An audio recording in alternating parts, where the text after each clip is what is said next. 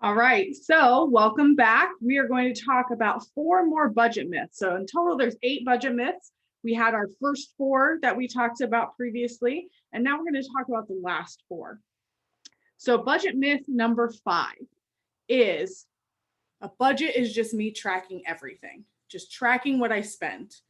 Well, that's only part of a budget, you see, because if we're actually tracking expenses, then you're just looking at the past and you're not planning for the future. So a budget is your game plan, right? It's your plan of how are we going to attack this? How are we going to make the money go where we want to? How are we going to pay off debt? How are we going to achieve these goals? Whatever it is we're looking to do with our money, a budget is your plan. And to see if you've made your plan work is the tracking piece. So really you have to have both aspects in budgeting. You need both. You need the future planning and the past effective at budgeting. So it's a two-part system. You always build your budget before the month starts of what do I want to spend in these areas? What do I want to spend in groceries? What do I want to spend on gas or going out to eat or grocery shopping or family or whatever it is, saying I'm going to spend this much. Then throughout the month, you're actually tracking what did I actually spend, and you're constantly putting those expenses up against what you planned. The goal is at the end of the month that those expenses and what you planned match. That is 0, 0, or ideally those expenses are a little less than what you planned and you have some overage, which is great. So a budget myth number 5 is you can't just track expenses. That is not what a budget is. A budget is building your plan, saying what you want to spend, and then tracking everything. Okay, so number 6 is there are always unexpected expenses, so why bother, right? We get to that moment of, oh my gosh, I totally forgot this happened, or oh, this unexpected thing just happened to me, and now I'm stuck in this mess. So why do I even bother budgeting?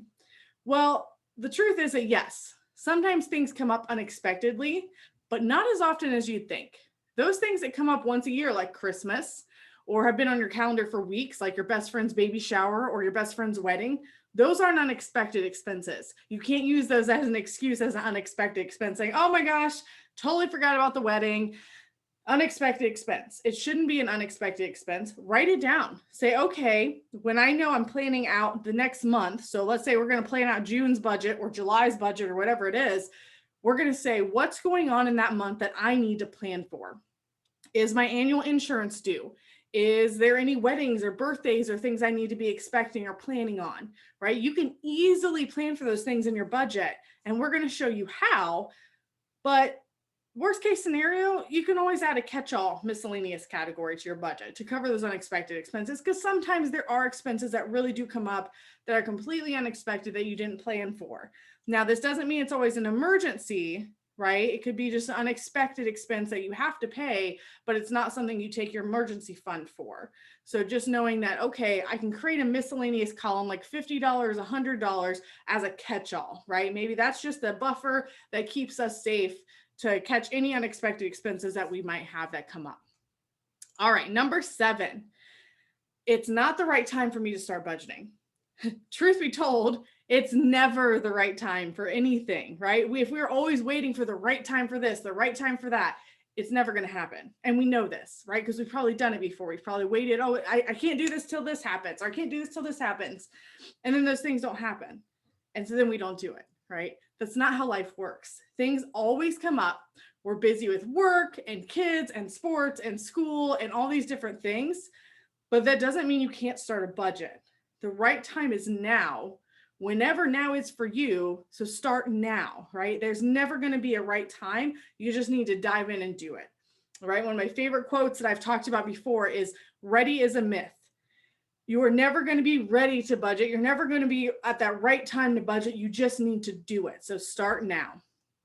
And our last budgeting myth, I don't need a budget because I make plenty of money.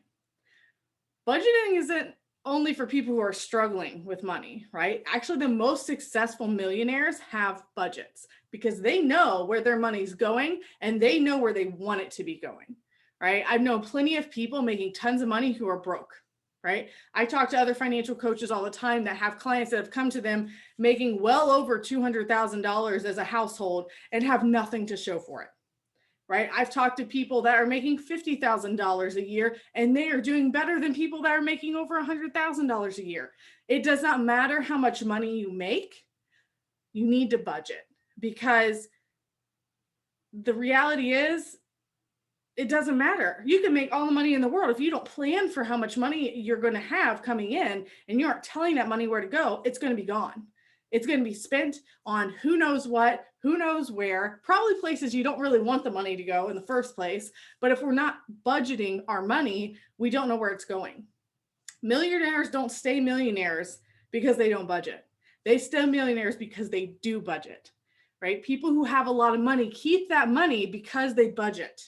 Think about lottery winners. That's, I think, a really good example, because a lot of the time people who win the lottery, they aren't really well off to begin with. A lot of the time they may not have their finances in order, right? I've not seen too many lottery winners in the news that have it all together, that get their finances, that have a plan for their money. And so then they get all this money and they're like, yes, look at this, I'm rich. I've got $1 million or $5 million or $1 billion or whatever they won. And next thing you know, it's all gone.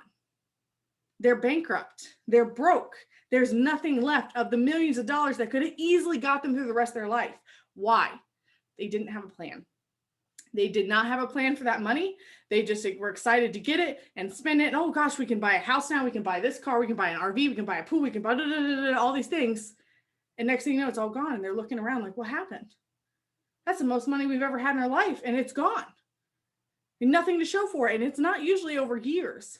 That usually happens very quickly. If you go look at lottery winners that have gone broke and bankrupt, it happens pretty quickly, usually within a year or two of winning the lottery. So just know, it does not matter how much money you make.